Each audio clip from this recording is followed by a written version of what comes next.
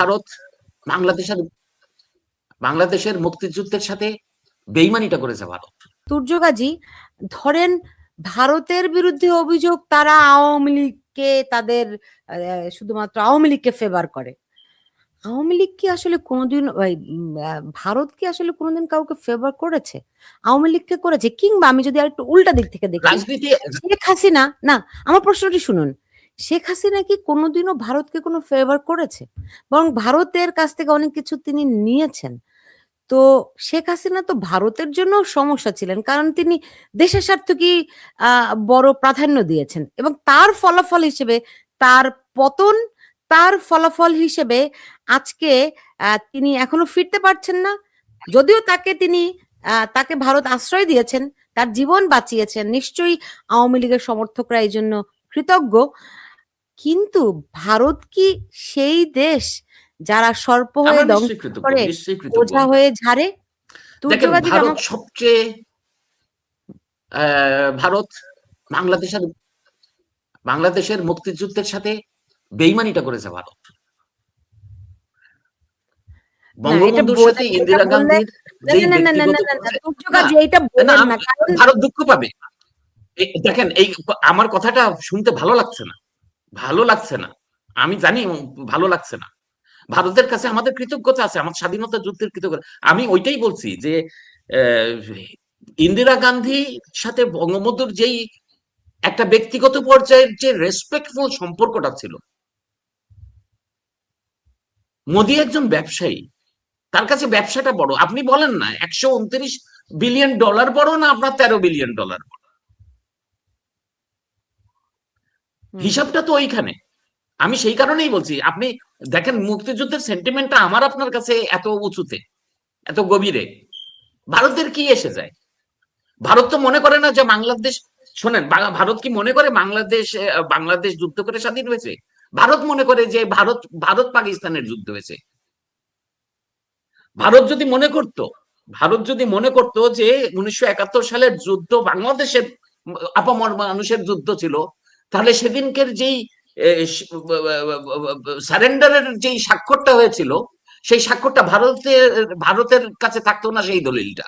না না ভাই, এটা আমি আপনার সঙ্গে একমত নই, কারণ ইতিহাসটা আমি জানি।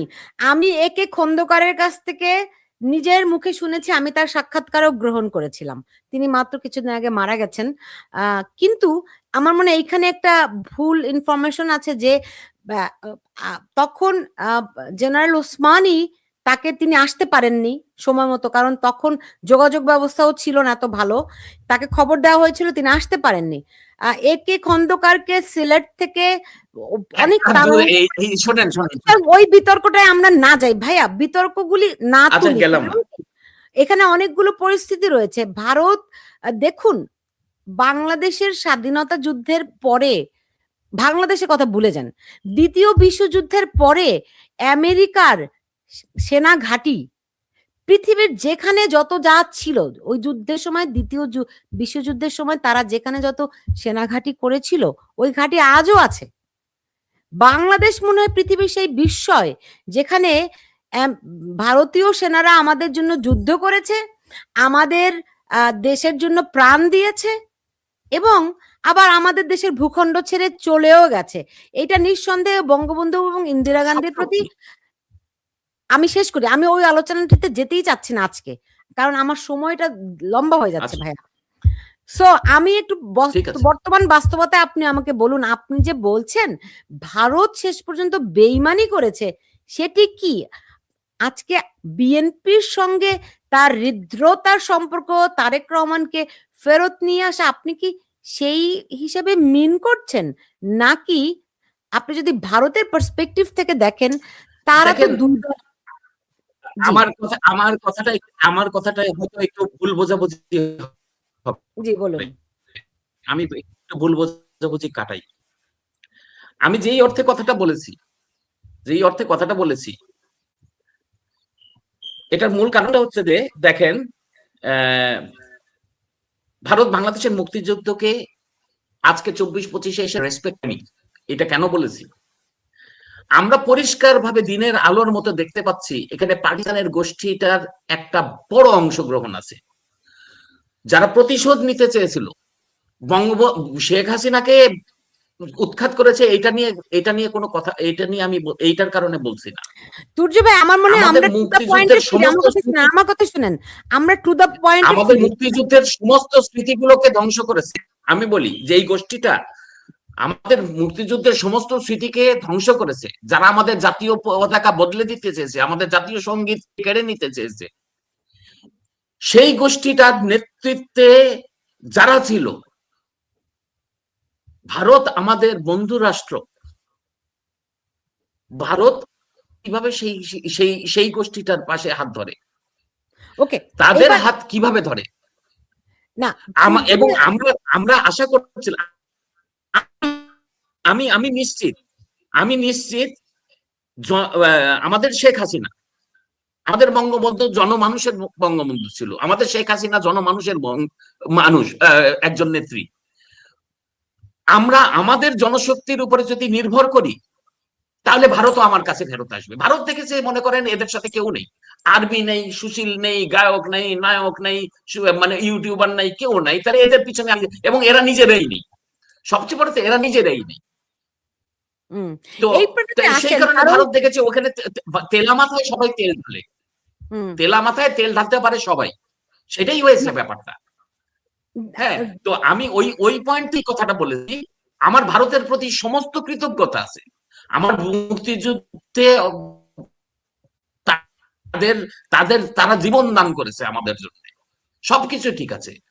সেই প্রেক্ষাপট আর আজকে 24-এর প্রেক্ষাপট আলাদা, ওটার সাথে এটার আপনি যদি মেলান, এবং আমি আজকে আমি জানি না আমার কথা আপনি হয়তো পছন্দ করবেন না, অনেকেই পছন্দ করবেন না, আমি আজকে এইটা বিশ্বাস করতে শুরু করেছি, হঠাৎ আমার মনের মধ্যে বিশ্বাস আসতে করেছে আজকে শেখ হাসিনার, কারণ শেখ হাসিনার কাছ থেকে অনেক কিছু নেওয়া যাচ্ছিল না, সবাই মানে কেউ ব্ল্যাঙ্ক চেক পাচ্ছিল না, একটা চেক ব্যালেন্স করে শেখ হাসিনা সবার সাথে কিন্তু ইয়েছিল, এবং শেখ হাসিনা কারো কাছে মাথা নত করেননি।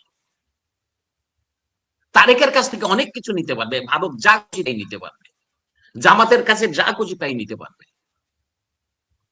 এবং আমাদের মেয়েরা যারা লাফাচ্ছে, ফুল মাথায় গুজে বসন্ত উৎসব করছে, তারা টের পাবে 2 দিন পরে বসন্ত উৎসব কোন দিক থেকে বের হয়।